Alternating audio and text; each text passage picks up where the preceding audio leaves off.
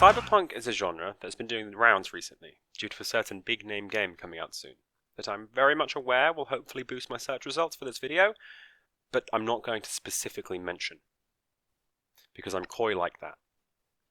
But a lot of the focus around so-called cyberpunk stories is the aesthetic. Moody streets, neon lights, rust and chrome. Instead of focusing, arguably, on the cyber part of cyberpunk, I would instead like to look at the punk side of cyberpunk.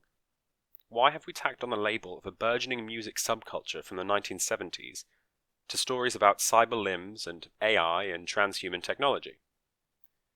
Well, I guess it's time for a history lesson. After that, I'm going to look at a few things. What is the general message espoused by the cyberpunk genre? Is there one? If so, what is it? Are there common themes or messages? So, without further ado,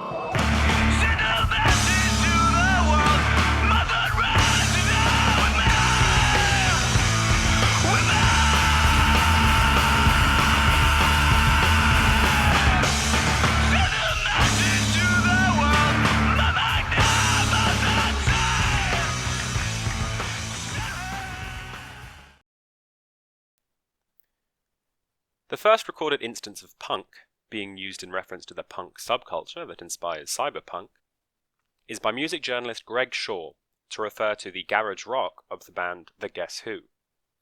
Punk is about loud, brash sounds and discontent. Discontent with damn near everything. A generally maligned rage against the machine. Haha. John Hallstrom, editor of Punk magazine, nice source, said, "Punk rock had to come along because the rock scene had become so tame that acts like Billy Joel and Simon and Garfunkel were being called rock and roll, when to me and other fans, rock and roll meant this wild and rebellious music.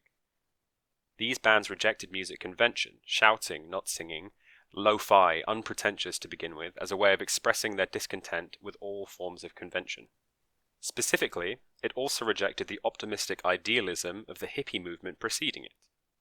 This was less flowers and more spray paint. Crucially, and something that seems pretty pressing for a movement that would later come along and throw it into the future, is the Sex Pistols song, No Future. A nihilistic malcontent pervades the genre, but in some subcultures within punk, more than others. Some call for action against the perceived situation, others bemoan the situation, but doubt that anything could be done. It's also not just content at everything specifically, but discontent at convention, and therefore the establishment that enforces these conventions. Controversial opinion, potentially, but this is why punk rock has camps in both the left and the right, and though I might have personal opinions as to which are the true TM inheritors of the punk legacy, they are both born out of discontent with a perceived authority. Crucially, this movement emphasized freedom. On the political four-way spectrum, they're anarcho-whatever. They're often left-wing. Oi music and DIY ethics meant there was a strong working-class communal sound. But you also get libertarian punks, or conservative punks, whose freedom-chasing extends to laissez-faire capitalism. You also get Nazi punks, which is exactly what Sid Vicious gets for using swastikas to try and offend and shock. Punks are not a left-right ideology, they are more commonly liberal versus totalitarian. Of note is the idea in punk subculture of the poser. The punk who has all the trappings of being punk, the boots and the spikes and the leather, but without the philosophy of fuck everything, burn it all down and start again. This hollow stereotype of punk is relevant to the cyberpunk debate because we've reached a point wherein some works are being made that allegedly borrow the trappings of cyberpunk, but none of the values. Which is certainly interesting, but I don't think I'll have time to cover it in this video. Cyberpunk had its genesis in the late 1970s, as a reaction to the overly utopian science fiction of the 1960s. This is a trend seen throughout literary history. Art becomes increasingly utopian as it looks forward towards new technologies, and then there's a reaction against it. It's classic Enlightenment versus Romanticism stuff. Shelley's Frankenstein is born of much the same discontent with scientific optimism. If Frankenstein grew up in a context of Enlightenment versus Romanticism, cyberpunk puts itself in opposition to transhumanism, despite all that chrome and augmentation. Cyberpunk, the name, came from Cyberpunk, the book, written by Bruce Bethke. Bethke? Anyway, the word came out, actually, of Bethke, Okay, combining words for technology and troublemakers, till he got a synthesis he liked, deliberately trying to combine the punk image described above with the technological aspects he was rebelling against. Interestingly, he was not trying to mix the punk ethos of freedom against totalitarianism, merely just a word for misdirected youth. The adoption of punk ethos came as a result of following punk characters, not the other way around. The characters were punk in that they were rebels, and that interestingly became the punk ethos over time, of rebellion as a philosophy versus rebellion as social dysfunction. But if Bethke's Cyberpunk is the trope namer, then Gibson's Neuromancer is certainly its codifier. He created many of the standard expectations of a cyberpunk world: a focus on Japan as a nexus for technology, a washed-out hacker rebelling against the system, a genuine reason for rebellion and not just a general malaise. He created the term cyberspace, even. Street Samurai, a term which pops up in Shadowrun, a game which I discuss later, also had its genesis here, and pretty much all cyberpunk is measured against how it can compare to Neuromancer. In the interest of time, and to discuss the two works I would most like to actively discuss, I will skip ahead a bit, over Blade Runner, but not Android's Dream of Electric Sheep. Interestingly, lots of people say that that isn't cyberpunk, and the various other films and television shows that are informed or influential in the genre. So, let's head straight for them games. Shadowrun Returns and Cyberpunk 2077 were both birthed from tabletop games of pretty much the same name, both spawning around the same time, 1988 for Cyberpunk and 1989 for Shadowrun. This is the context of their inception. Already well entrenched in a specific aesthetic and philosophy, these games became archetypical examples of the tropes that would be formative to the cyberpunk gaming specifically.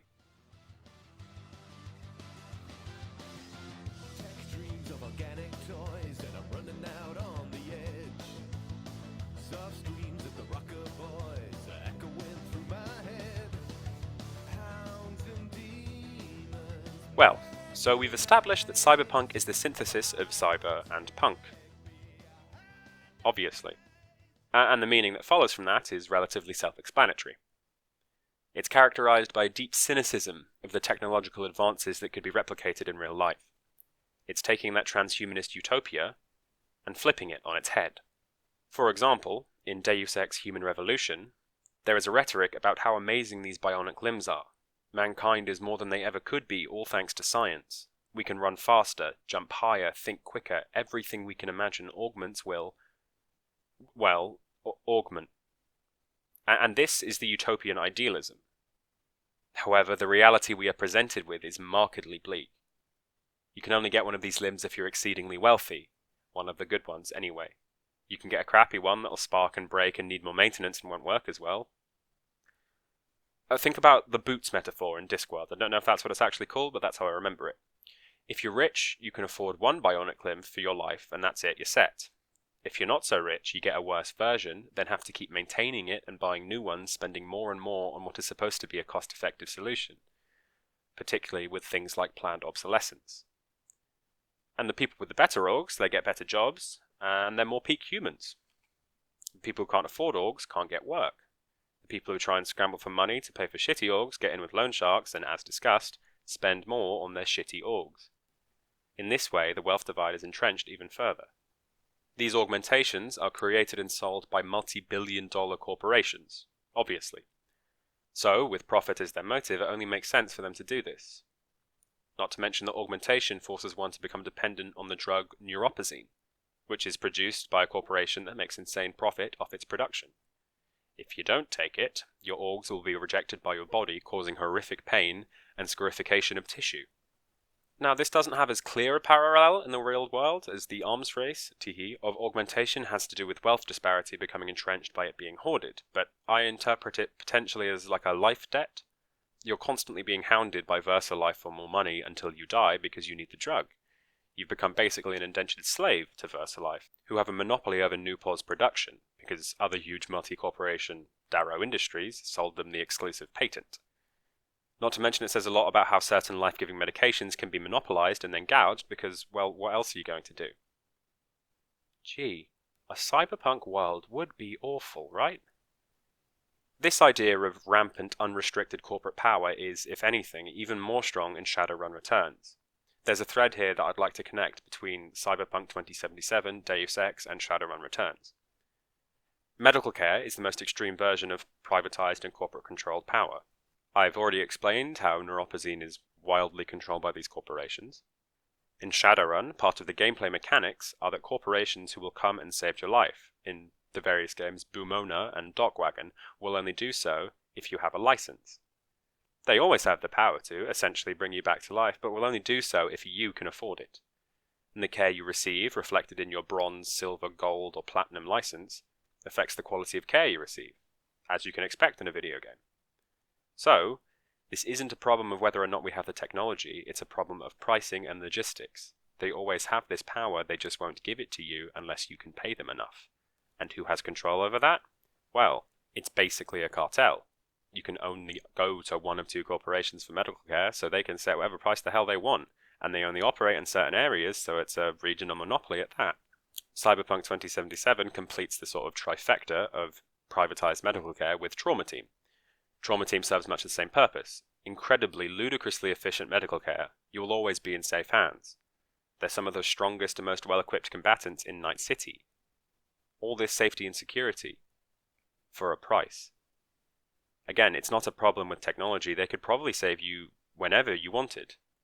You just can't afford it. So there certainly seems to be something going on with what it says about corporate power, specifically in regards to medical care, but as I will outline about most other forms of corporate power, I think they focus on medical care because it seems the most abhorrent to us in this world today, but that doesn't mean it's not happening.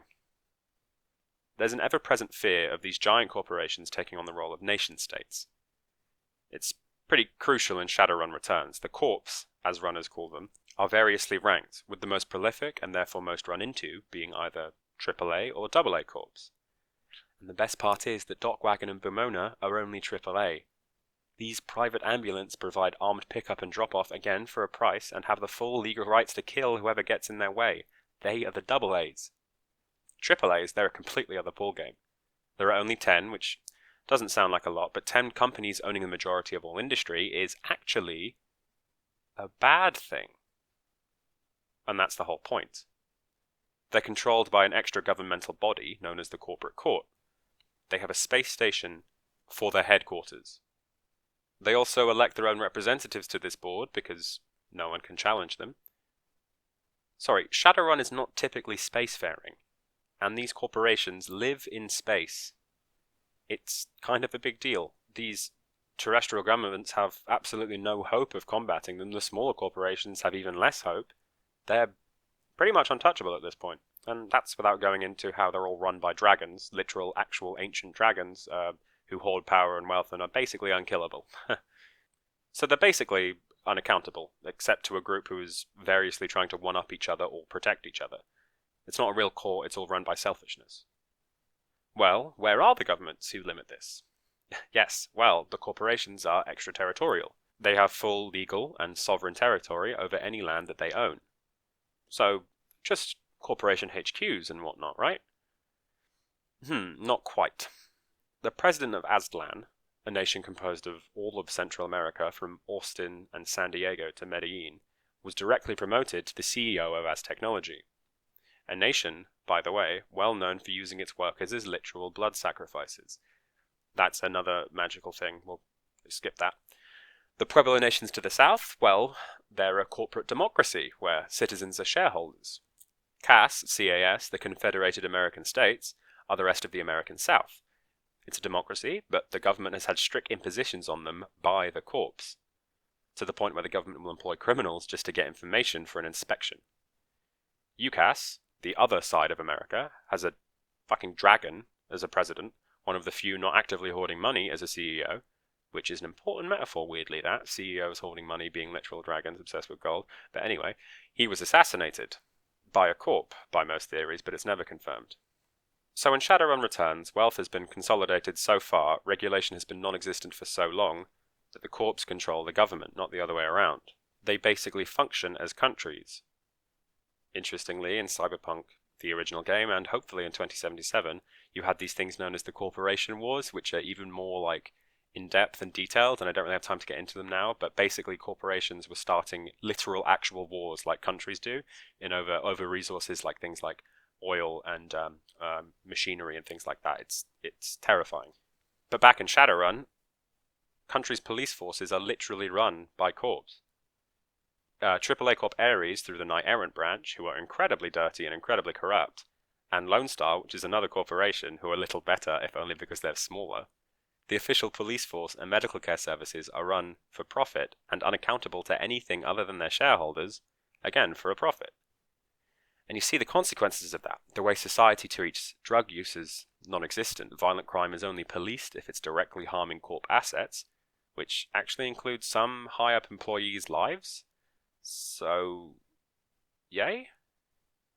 Most corps own the homes that their employees or wage slaves live in, and having a job with them is a stipulation of your housing contract. So if you lose your job, you're out on your ass. This, it goes without saying, is a punk world insofar as it shows the oppression possible in a world totalitarianly controlled by corporations. But it frames this control as the natural endpoint for anarcho-capitalism, at least as far as anarcho means unrestricted and unregulated. So these works are definitely anti-laissez-faire capitalism.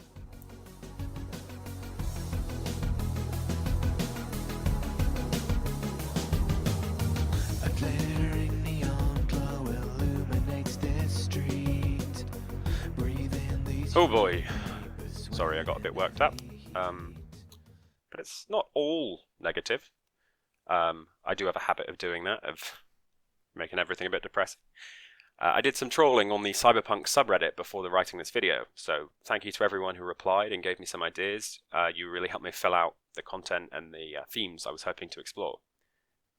There was one comment that I really felt gave this world a sense of purpose, so thank you to Eve from Karma FM for their comment on screen.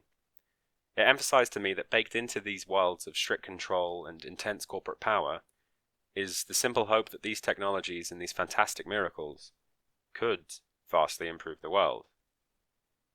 These narratives do not boast a sort of Ludditism, that if it weren't for the technology, or if that science got it wrong, that we could suddenly live in an egalitarian world. They show that the world that we live in, if technology isn't properly controlled, becomes increasingly unequal.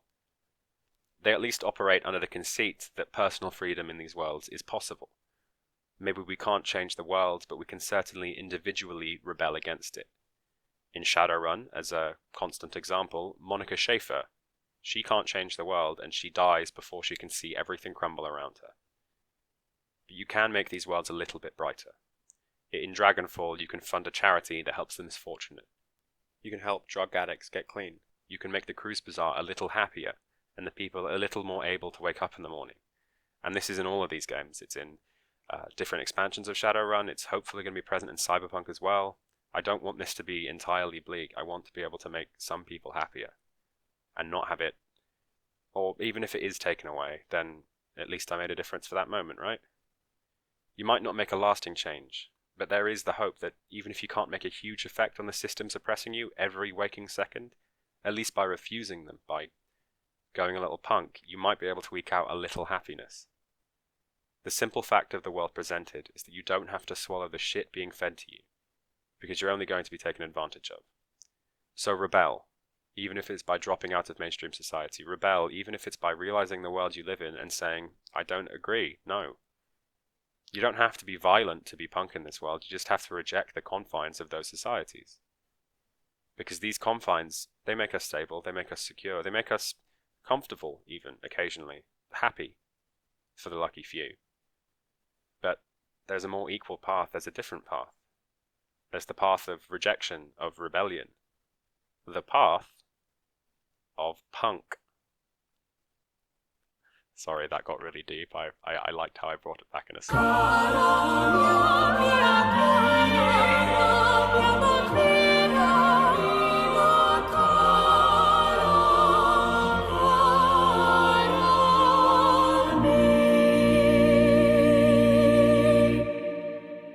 Initially, this was an attempt at a video that was a little bit more political, but I kind of chickened out at the last minute and didn't illustrate the real-world parallels between like real world corporations consolidating power and using those systems of control that we can maybe begin to see with some of our real world problems. But in the interest of being punk, I'll just, flash them over the screen on that last bit. We live in what can sometimes be scary times, in my opinion, and obviously I don't have any answers and wouldn't really feel qualified to feed my narrative to you. So, I guess choose your own path, like a punk might do. Just please don't end up like a Nazi punk, because there are some pretty clear problems there. Also note that just because I don't like Nazis doesn't mean I'm a communist. I mean, I could be, but that's none of your business at this minute. Yeah, I wanted this video to be a little bit more in-depth with my analysis, but I don't know if it is. It's kind of slapdash at this point. But I hope I've offered at least a nice introduction and discussion of the worlds presented here. I've kind of got so far into this one that I've lost track with where I was going, and I recently started a new uni course, so I'm not really able to offer my full analytical capacity to this video, which is a bit of a shame. I suppose I'll have to factor that in going forward. Maybe I'll revisit this subject at a later date, but there was something that just really struck me about cyberpunk worlds and how sort of eerily prophetic they feel. But hopefully that's just me. Yeah, as I said, with my new course, far less time to just casually be writing 3,500 word essays if I'm not even starting on my 1,000 word essays for my course, but I will try here and there to progress with this stuff. So if you want to hear me ramble about various generic tropes and the philosophies presented in the works, give me a subscribe, or a like, or a comment. I believe they call this the call to action, so I suppose take action. It is going to be a big factor as to how actively I pursue these videos, if people are actively wanting to hear what I have to say. But that's probably rather enough from me, so I'll leave you here and hopefully see you in another video. One of my prior ones, maybe, or even a potential future one. I hope you enjoyed your time here, and I'll see you around.